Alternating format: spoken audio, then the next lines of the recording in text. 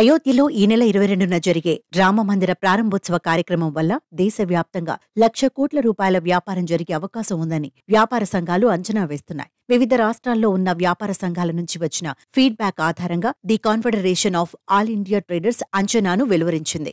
రైళ్లు, విమానాలు, ప్రసాదాలు, విరాళాలు, ప్రారంభాలు, ప్రయాణాలు ఒకటా రెండా దేశం మొత్తం నుంచి పెద్ద వ్యాపారం రెక్కవిప్పుకోనుంది.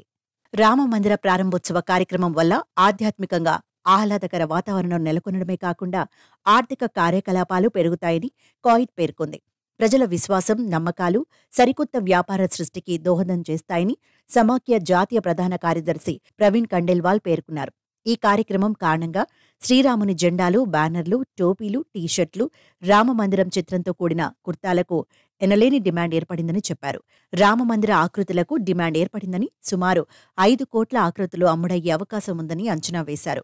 వీటి తయారీ కోసం చిన్న తయారీ సంస్థలు రేయింబవళ్లు పనిచేస్తున్నాయన్నారు. ఇక ప్రయాణ టికెట్లు, బుకింగ్, విమానాలు, రైళ్లు ఒకటా రెండా ఎన్నెన్నో ప్రత్యేకతలు, రకరకాల ప్రసాదాలు, బొమ్మలు అంతా భారీ వ్యాపారమే. అయోధ్య సహా ఆధ్యాత్మిక ప్రదేశాల్లో 400 ప్రాపర్టీలను ఏర్పాటు చేయనున్నట్లు ఓయో తెలిపింది. ఆధ్యాత్మిక టూరిజం వృద్ధి చెందుతున్న నేపథ్యంలో ఏడాది చివరి నాటికి విస్తరణను చేపట్టనున్నట్లు ఓయో ఓ ప్రకటనలో పేర్కొంది. అయోధ్య, పూరి, షిర్డీ, అమృత్సర్, తిరుపతి, హరిద్వార్, కత్రా, వైష్ణోదేవ్, చార్ధామ్ ప్రాంతాల్లో ఈ ప్రాపర్టీలను లాంచ్ చేయనున్నట్లు ఆ కంపెనీ తెలిపింది. రామమందిర ప్రారంభోత్సవ నేపథ్యంలో అయోధ్య గురించి ఆరా తీసేవారి సంఖ్య గతేడాదితో పోలిస్తే 350% పెరిగిందని ఓయో పేర్కొంది.